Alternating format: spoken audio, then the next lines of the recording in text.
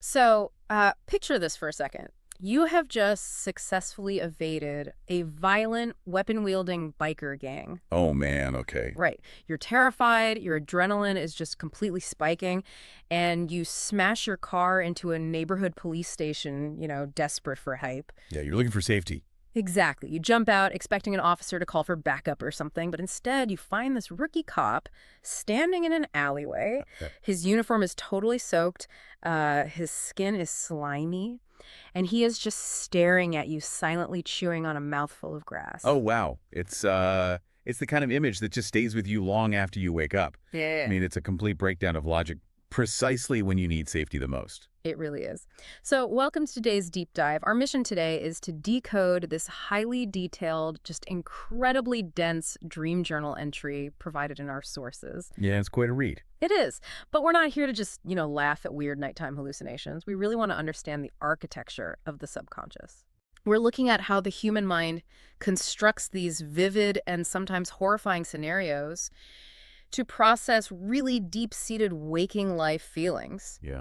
Specifically, we're talking about feelings of profound shame, isolation, and unrewarded effort. And I think we should clarify right up front how we're approaching this because, it's very tempting when you look at a sprawling dream narrative to just shrug and say, well, that's just dream logic. Oh, for sure. Like it's just random noise. Exactly, as if the brain is just randomly firing off chaotic images. And I mean, I'm sure Freud would have a field day with all the symbols here. Oh, absolutely. Freud would go crazy for this. Right, but current psychological frameworks, like threat simulation theory, they suggest the brain is actually doing something highly intentional here. It's acting like a simulator. Yes, exactly. An emotional simulator.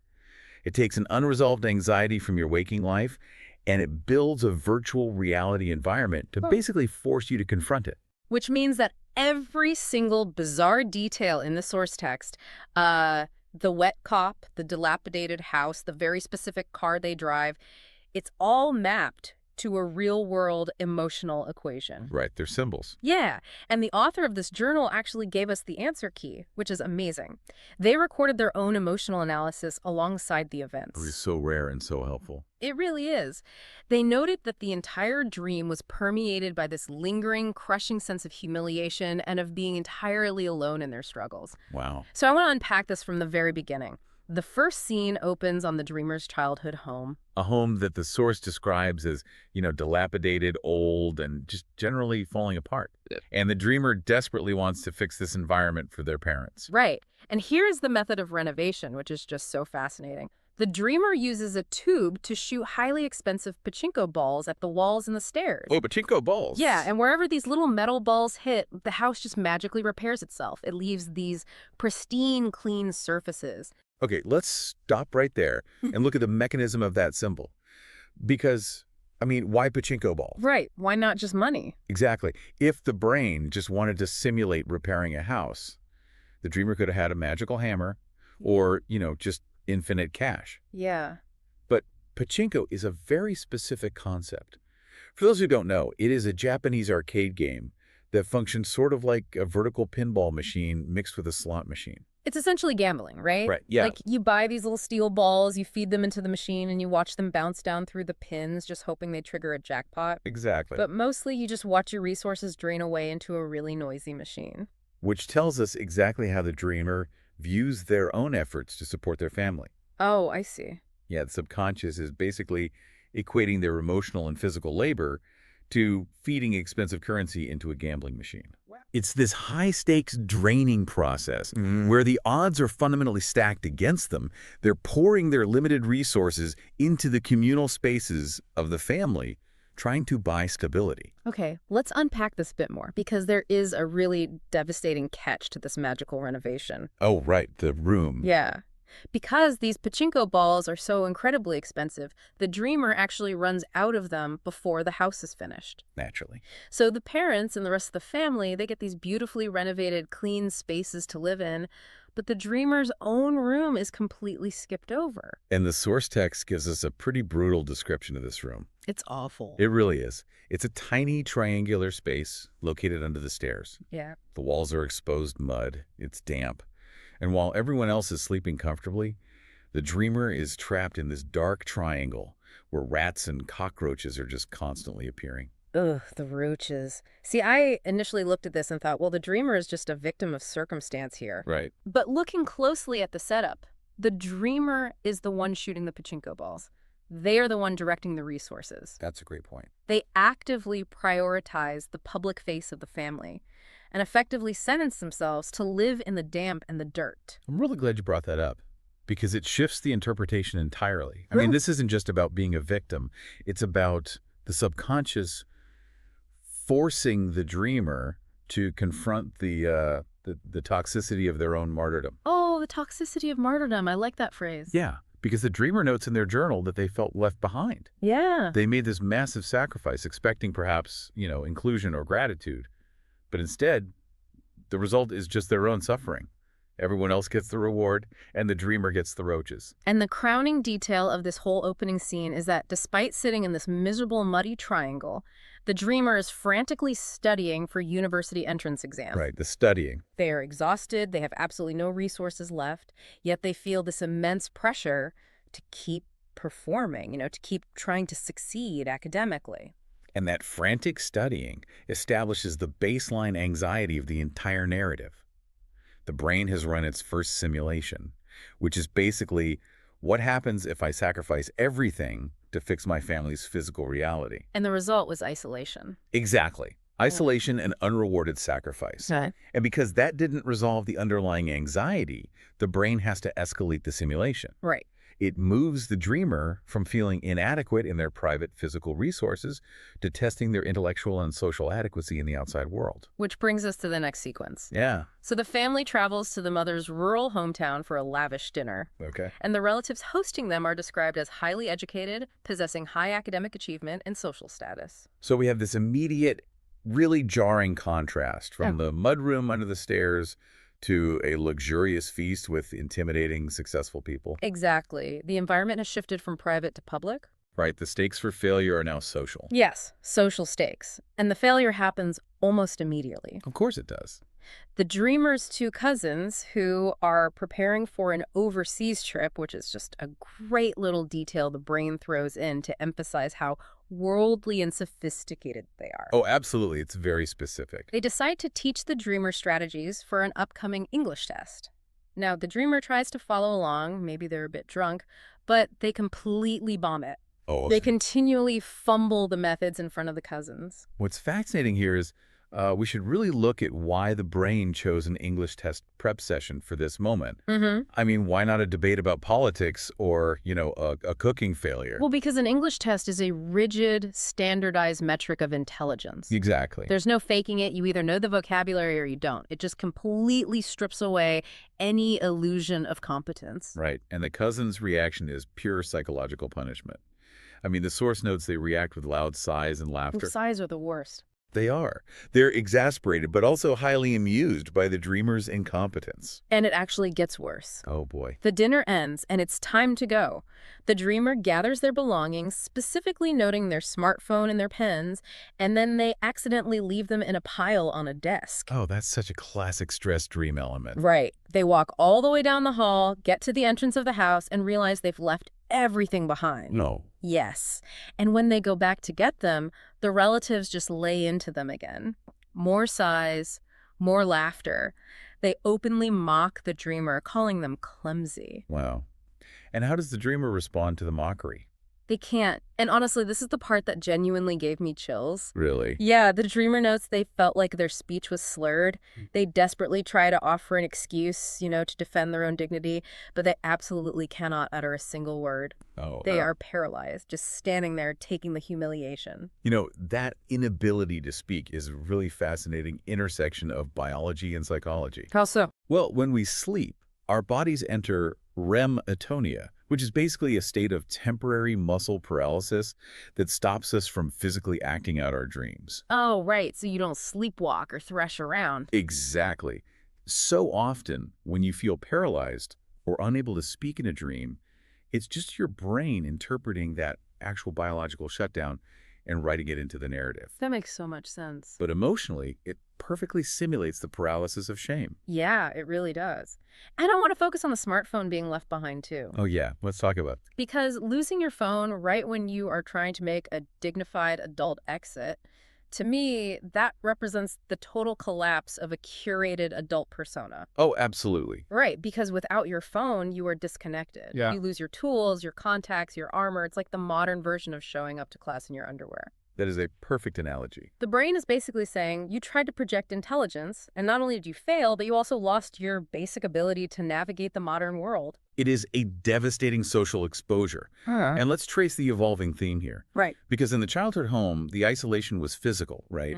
Yeah. Walled off in a damp triangle. Right. Here at the dinner party, the isolation is intellectual. The dreamer is surrounded by family, but utterly alienated by their own perceived inadequacy. Yeah, but apparently the brain decides that social humiliation still isn't a severe enough test. Of course not. The brain wants to go further. Because being laughed at by your cousins is stressful, but it's not exactly a matter of life and death. No. So the simulation needs to force the dreamer to confront their deepest core anxiety. So it escalates the loss of social control into a sudden, literal, physical threat. The journey home. The journey home. So they're in a white Alford, which is a very large, heavy minivan. Right. The dreamer is placed in the passenger seat. The older brother is driving. And the rest of the family, the ones the dreamer sacrificed all those pachinko balls for, they're just chilling casually in the back seats. Okay, we definitely need to analyze this specific seating arrangement because the subconscious rarely assigns roles randomly. Why is the brother driving? Well, in a lot of family dynamics, the older brother holds formal, recognized authority simply by birth order. Regardless of competence. Exactly. Regardless of his actual competence. Precisely. The brain places the older brother in the driver's seat to represent institutional authority. But it places the dreamer in the passenger seat to perfectly simulate the waking life anxiety of possessing all the actual awareness, bearing all the responsibility, but wielding zero recognized power. Wow, yes. And the brother's driving is immediately terrifying. I can imagine. It's sunset, the light is fading, visibility is dropping, and right as they leave, a pedestrian crosses the street and the brother nearly runs them over. Oh my God. The dreamer yells a warning, but the brother just curses. He shows zero remorse. He just keeps driving recklessly, casually chatting over his shoulder with the family in the back. And how does the physical environment of the dream react to this danger? Oh, it becomes completely hostile.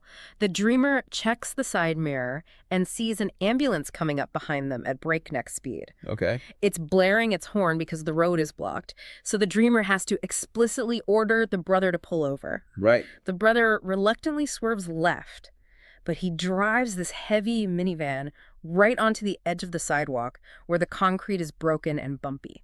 The source text actually emphasizes the jarring physical sensation of that bumpy sidewalk, right? Yeah, very specifically. That kind of somatic detail usually points to the brain amplifying the feeling of losing control. The foundation of their journey is literally crumbling beneath them. And the bumps don't stop him.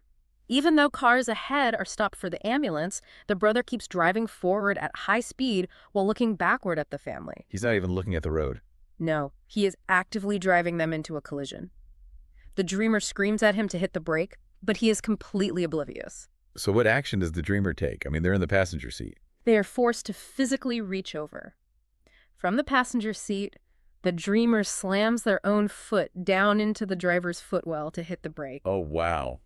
That is a terrifying position to be in. It really is. The pedal feels squishy, but they manage to stop the car. And at that point, the dreamer basically gives up on the brother entirely. Understandable. For the rest of the ride, the dreamer is contorted sideways, pressing the accelerator with their foot and steering the wheel with their right hand, while the brother just sits there uselessly in the driver's seat. That image, just physically breaking your own back to steer a heavy vehicle from the passenger seat, I mean, that is the most potent metaphor in the entire journal.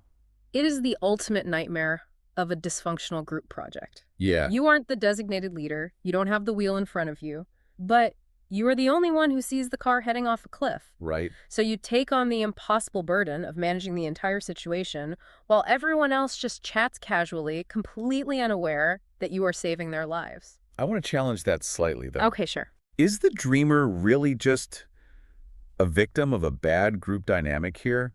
I mean, look at the psychology of hypervigilance. Hypervigilant. Okay, go on. The dreamer could just brace for impact and let the brother fail. I mean, the brother's the one driving. If they crash, it is the brother's fault. That's true. But the dreamer's trauma response is to overfunction. They refuse to let the family experience the consequences of the brother's incompetence. By contorting themselves to press the brake, the dreamer absorbs 100% of the stress, ensuring the family in the back remains blissfully ignorant. Wow, that is a harsh but incredibly sharp observation. The family doesn't see the dreamer saving them. They just see the brother sitting in the driver's seat. Exactly. It's a direct callback to the pachinko balls, isn't it? The dreamer sacrifices their own well-being to fix the situation, and the result is that the family never even registers the danger. And because the dreamer successfully saved the family from the crash, the brain's simulation is thwarted again. Oh, the brain didn't get what it wanted. Right. The dreamer managed to survive the anxiety through sheer willpower. So the subconscious realizes that playing by the rules of physics and traffic isn't going to break the dreamer's defenses. It has to break the rules of reality itself to deliver the final emotional payload. Which leads us to the climax of the dream. Here we go. The sun is completely down now, total darkness. They're waiting at a traffic light when a gang of about 20 young men on motorcycles surrounds the minivan. Okay, so the threat has escalated from accidental negligence to intentional malicious violence. Exactly. They are hostile. They reach through the window and physically grab the brother by the shirt, screaming at them to open the doors. Terrifying. But the dreamer doesn't freeze. They spring into action. They roll up the windows instantly. And the source text describes the dreamer executing this incredibly skillful, almost slow-motion evasion maneuver. Oh, wow. They smoothly weave the heavy minivan away from the gang, cross into the opposite lane, and speed away into the night. It is a perfect, heroic escape. So they executed the exact correct emergency response. They neutralized the immediate threat and maintained control. And they do exactly what society tells you to do next. They drive straight to a neighborhood police box at an intersection to get official help. Okay. They crash the car near it, jump out, and yell, "Let's go," to the family, ready to get them behind police lines before the bikers catch up. So they sought legitimate help from the designated authorities. They did everything right. Right. But when the dreamer looks inside the police box, it's empty. Oh, no. Then, looking into a narrow, dark gap between the police box and a concrete wall, the dreamer spots a rookie police officer. And what's he doing? Well, I was reading this part of the journal, and here's where the narrative gets genuinely, terrifyingly bizarre. Okay. The officer is doing some kind of menial chore, washing rags in a bucket. His uniform is completely soaked. His face is described as slimy. Oh. And most disturbingly, he has grass in his mouth, like a grazing animal. Let's analyze that symbol deeply. Because why a slimy, grass-eating cop? I have no idea. Well, think about it. The police officer represents the ultimate objective authority in society. They are the arbiters of right and wrong, the protectors of the innocent. Right, they're supposed to be the safety net. Exactly. So by rendering this officer as a wet, slimy entity chewing on weeds, the brain is actively degrading the concept of justice. It is reducing the system you rely on to a mindless subhuman beast. It completely shatters the illusion of safety. It does. To me, it feels exactly like a terrifying glitch in a video game. Oh, that's a good comparison. You know, that specific anxiety.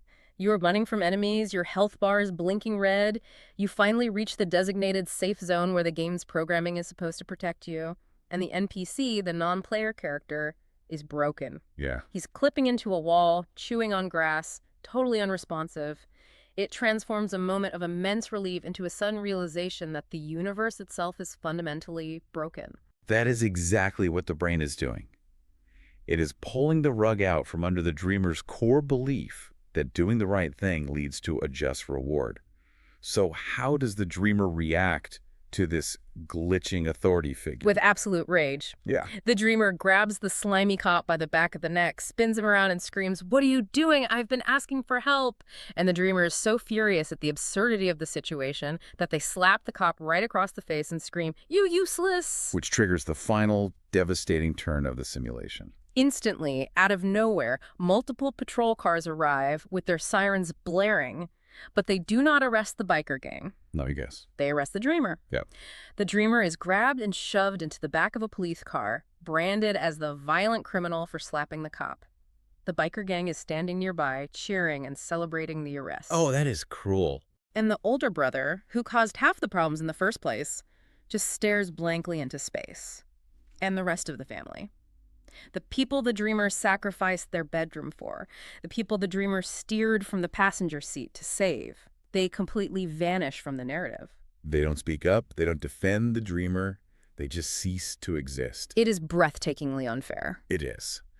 But if we synthesize this bizarre climax with the author's final reflection on the journal entry, we unlock the true purpose of this entire psychological exercise. Okay, lay it on me. The dreamer explicitly noted that upon waking, the overriding emotion wasn't the lingering terror of the biker gang. It wasn't the adrenaline of the near-miss car crash. It was humiliation. Crushing humiliation. I mean, look at the profound irrationality the brain subjected them to. The dreamer took brave, decisive action to protect their family. They successfully navigated an escape. They did every single thing right according to the rules of survival and morality. Yeah, they were the hero.